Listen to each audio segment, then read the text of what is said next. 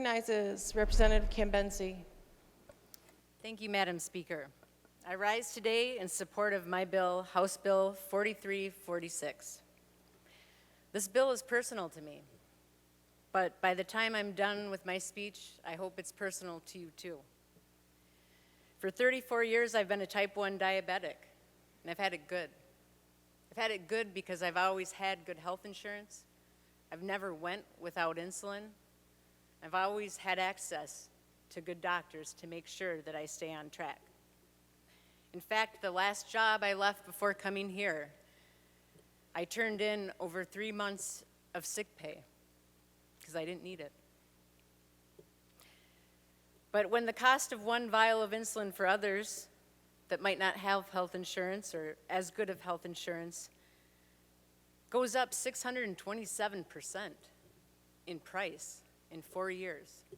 The same insulin I've been on since the late 90s, it hasn't changed, works just the same. We have to start asking questions.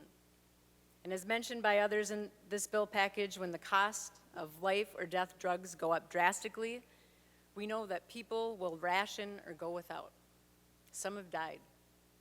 But complications cost all of us. 1 in 7 healthcare dollars in the United States are spent on diabetes and its complications.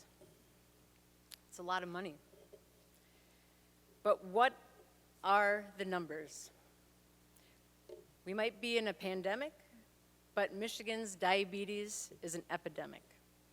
Approximately 865,000 people in Michigan have diabetes.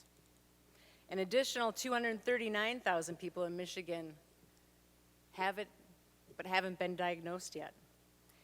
2.7 million people additionally on top of that have prediabetes. And though not everyone will develop it, there's a pretty good chance that almost 40% of us in this chamber will personally have it at some point in our life. But the two major reasons I've heard that people do not want to support this bill, the first argument is the cost of health insurance is going to go up for everyone.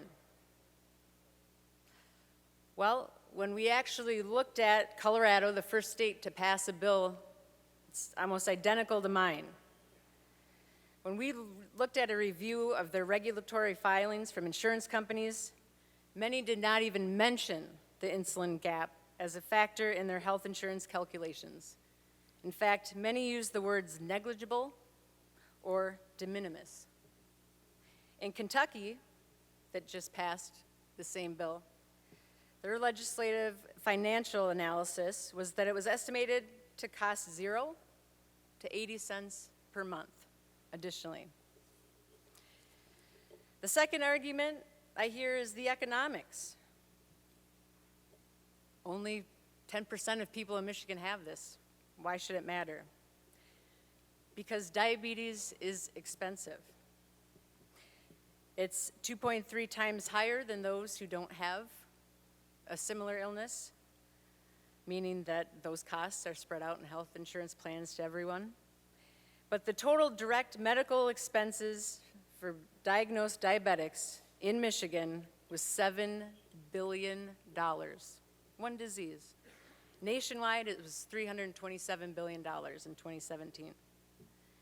Tens of thousands of dollars for one ER visit when you're messing with your medication and rationing it versus capping it at $50 per month.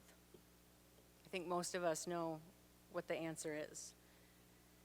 It's true my bill will only help those on state health care plans, which is about 10% of our diabetic population.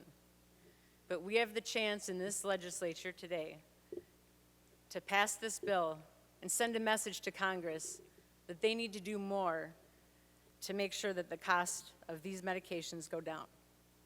15 states have passed this bill similar to mine, and I urge my colleagues to make Michigan the 16th state that can pass this and send the message and make sure that people can afford their insulin. Thank you.